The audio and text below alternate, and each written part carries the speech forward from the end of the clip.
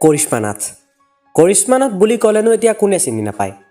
নাগাৰা নামৰ এটা ভিডিঅ' ক্লিপ ভাইৰেল হোৱাৰ পিছতেই সমগ্ৰ অসমত জনাজাত হৈ পৰিছিল কৰিশ্মা নাথ।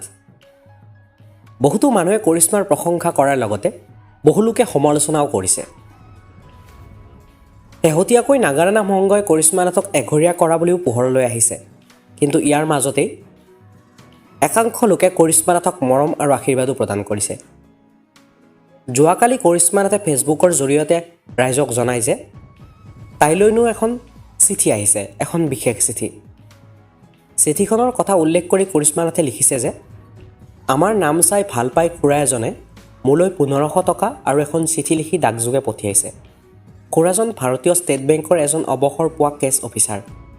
ইমান মৰম আৰু আশীৰ্বাদ পাইছোঁ, অসমবাসীৰ ইয়াতকৈ সুখ নালাগে আৰু। কৰিশ্মাই উল্লেখ কৰিছে যে চিঠি পঠোৱা ব্যক্তিজন ভাৰতীয় ষ্টেট বেংকৰ এজন অৱসৰ পোৱা কেছ অফিচাৰ। তেখেতে চিঠিৰ লগতে 1500 টকা উপহাৰো পঠাইছে কৰিশ্মা নাথলৈ।